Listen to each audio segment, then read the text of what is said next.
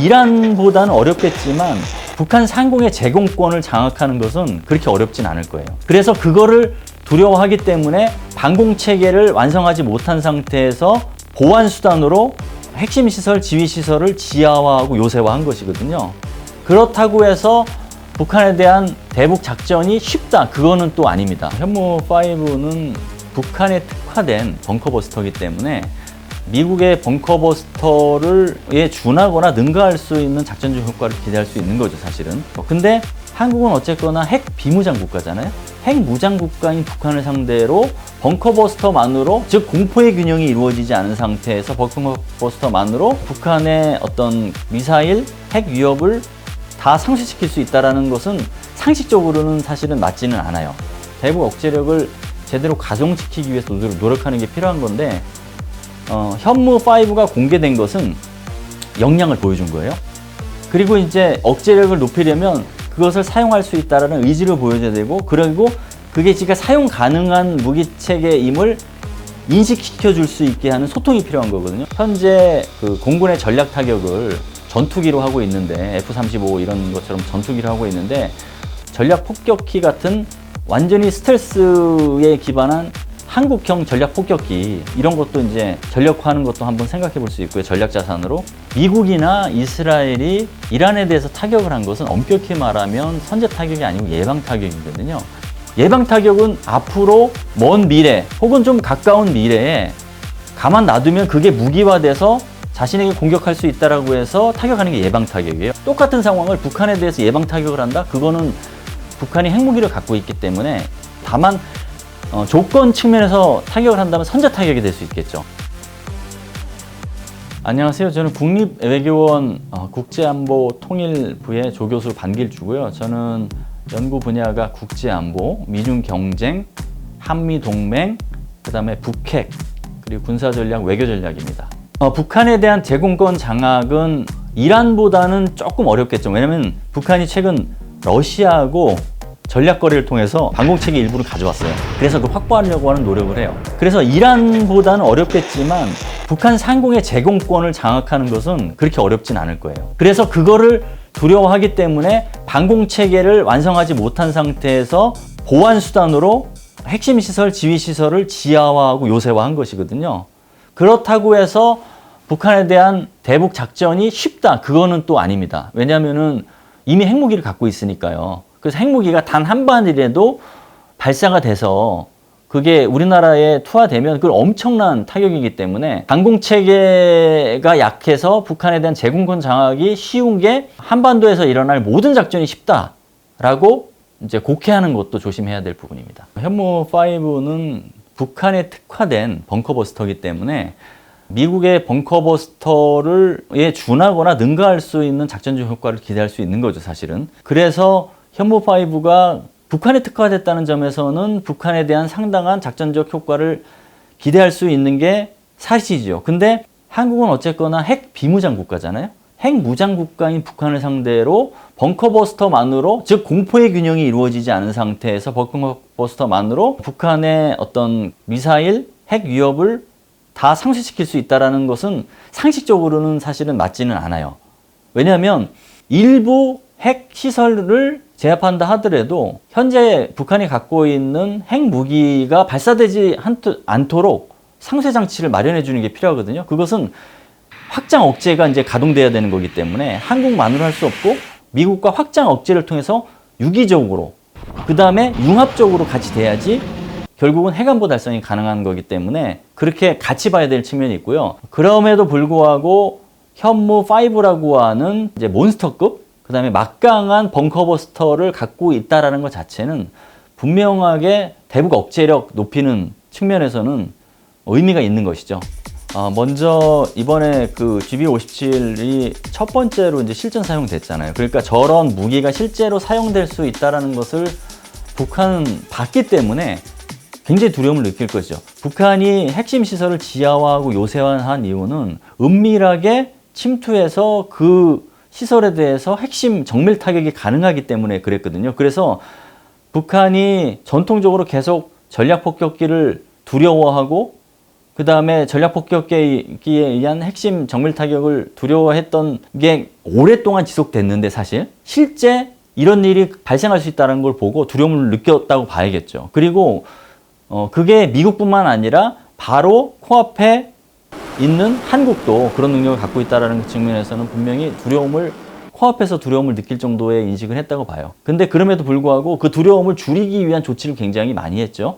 그게 잠수함 발사 탄도미사일처럼 바닷속에서 무기를 발사할 수 있는 무기체계도 갖춘 것도 있는데 또 저수지에서도 SLBM을 발사할 수 있게 그런 것도 한 게 있고, 그 다음에 지상 기반 탄도미사일도 테를 통해서 이제 움직이면서 포착되지 않도록 발사하는 체계도 갖췄고, 심지어는 철도에서 발사하는 것도 만들었거든요.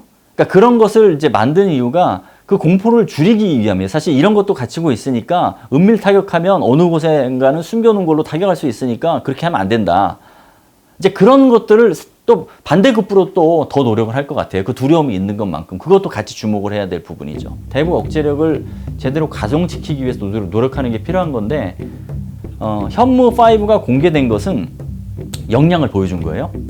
그리고 이제 억제력을 높이려면 그것을 사용할 수 있다는 의지를 보여줘야 되고, 그리고 그게 지가 사용 가능한 무기체계임을 인식시켜 줄 수 있게 하는 소통이 필요한 거거든요. 그러면은 특정 시점에서 정례적 훈련이든 아니면 북한이 특정 도발을 했을 때 가상 표적을 놓고 현무5로 실사격을 통해서 얼마나 강력한 무기인지를 보여주는 노력, 이런 것들이 다 아우러져야지 대북 억제력을 높일 수 있다. 특정한 시기에 특정한 위급 상황에 공개를 해야지 대북 억제력을 높일 수가 있다. 예를 들면 북한이 ICBM을 발사를 해서 서태평양에 발사를 해서 한국에 대한 안보뿐만 아니라 지역 안보와 국제 안보를 위기를 높여주는 그런 위협을 투사했을 때, 그때 그 타이밍에 맞춰서 한국은 현무5를 가상 표적에 발사를 하고, 그 다음에 미국은 미국 나름대로 미니트맨 발사하고, 이런 식으로 해서 그 타이밍에 맞는 무기 체계를 현시하는 그런 방법으로 해서 그 재원 같은 것, 그 다음에 그 무기의 강점 같은 것을 소통 차원에서 알려준다면 그게 이제 대북 억제력을 높일 수 있는 것이고요.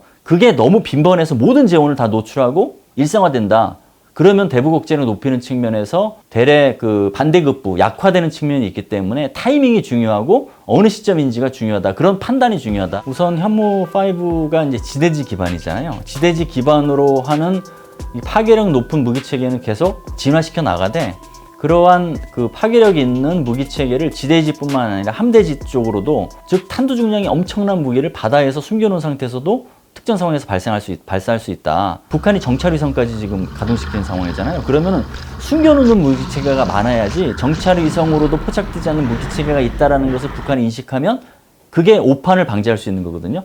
그래서 함대지에 엄청난 파괴력을 지닌 무기체계, 그런 식으로 발전시킬 수 하는 것도 이제 의미가 있고요. 한국형 전략자산을 만드는 것도 필요한 것이죠. 미국이 전략자산이 배치가 되면 북한에게 대북 억제력 측면에서도 의미가 있고 북한이 오판 방지하는 측면도 있는 거거든요. 그러면은 한국도 마찬가지로 어떤 상황이 되면 전략자산을 전방에 배치시켰다라고 이제 메시지를 내면 그것도 또 다른 차원의 대북 억제력이 높아질 수 있는 거거든요. 그러니까 미국의 전략자산을 지금처럼 전개시키는 노력, 그 다음에 그런 공조를 같이 하되 한국형 전략자산도 발굴을 하고 그 다음에 그거를 자산화할 필요가 있다. 그런 측면에서는 현재 그 공군의 전략 타격을 전투기로 하고 있는데, F-35 이런 것처럼 전투기로 하고 있는데, 전략 폭격기 같은 완전히 스텔스에 기반한 한국형 전략 폭격기, 이런 것도 이제 전력화하는 것도 한번 생각해 볼 수 있고요. 전략 자산으로. 그런 것들도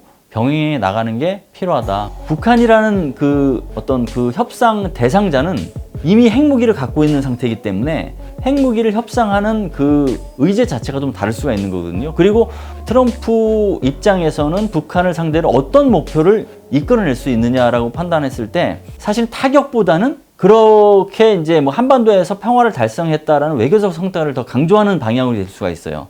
그렇게 따지면 일단 우선순위는 현재 전쟁이 진행되고 있는 중동과 러시아 우크라이나 전쟁에 대한 봉합, 그리고 그 이후에 검토될 수가 있죠. 외교적 성과를 내기 위해서 북한 이슈를 가져갈 가능성은 충분히 있습니다. 근데 그 타이밍이 지금은 아니라는 것이죠. 그러니까 이후 우선순위가 올라왔을 때 그때 군사적 옵션을 고려할 수가 있을까요? 그 북한을 상대로 어떠한 협상을 하느냐의 협상의 방향성이라고 본다면 외교적 성과를 내려고 할 가능성이 높아요. 노벨 평화상의 연장선에서 보더라도 그러면은 그것은 타격이 아니라 그래서 이제 한반도 긴장을 완화시켰다라는 외교적 성과로 무게중심을 가져갈 가능성이 높거든요. 타격 옵션은 높지 않을 가능성이 높고, 그리고 타격 옵션을 만약에 그 과정에서 협상이 잘 안 돼서 타격 옵션을 레버리지 차원에서 가져간다라고 이제 고려를 할 수는 있어요. 그런 고려를 할 때 국방부나 국무부나 여러 가지 판단 요소를 할 거예요. 국방부 같은 경우에는 예를 들면 이란과 유사하게 지하화된 핵시설을 타격이 가능하겠느냐를 검토를 하게 될 거예요. 근데 북한 같은 경우는 핵 관련 시설 타격뿐만 아니라 이미 핵무기가 있기 때문에 핵무기를 지휘 통제할 수 있는 지휘부 시설을 같이 타격을 해야 될 거예요. 그게 없이는 핵무기가 발사될 수 있기 때문에 그러면 그게 다 타격할 수 있는 목표인가라는 판단을 하게 될 거예요. 국방부는. 그러면은 그 국방부가 이란의 타격이 가능하다라고 트럼프에게 보고했던 거는 다른 보고를 할 가능성이 있는 거예요. 너무 많고 리스크가 크기 때문에. 그러면 타격 옵션이 이란 타격 옵션하고는 다른 결론이 날 가능성이 있기 때문에 검토는 하되 이란 핵시설 타격과는 좀 차이가 있는 검토 결과가 나올 가능성이 있는 것이죠. 그거는 결론적으로는 북한이 핵무장을 한 상태라는 요소가 반영될 수밖에 없다. 미국이나 이스라엘이 이란에 대해서 타격을 한 것은 엄격히 말하면 선제 타격이 아니고 예방 타격이거든요. 예방 타격은 앞으로 먼 미래 혹은 좀 가까운 미래에 가만 놔두면 그게 무기화돼서 자신에게 공격할 수 있다라고 해서 타격하는 게 예방 타격이에요. 그런 측면에서 본다면 이란이 지금 당장 전쟁을 하려고 한 것도 아니고 핵무기를 만들어서 핵무기로 공격하겠다고 한 것도 아니었는데 예방 타격을 했잖아요. 북한에 대해서 예방 타격을 한다? 그거는 북한이 핵무기를 갖고 있기 때문에 예방 타격 자체가 너무 핵전쟁을 일으킬 수 있는 리스크가 너무 커요. 그래서 예방 타격 자체는 안 되고 다만 조건 측면에서 타격을 한다면 선제 타격이 될 수 있겠죠. 즉 북한이 제2의 6.25 전쟁을 일으키기 위해서 전선에 대규모 병력을 배치시키고 핵무기를 발사하기 위해서 준비시켜 놓은 상태고 심지어는 국지적인 연평도, 백령도를 대상으로 점령을 하고 추가 대응을 한국이나 미국이 하게 되면 핵무기를 사용할 수 있다는 핵 강압을 한다. 그런 경우에는 선제 타격을 위한 조건으로 검토가 될 수 있겠죠.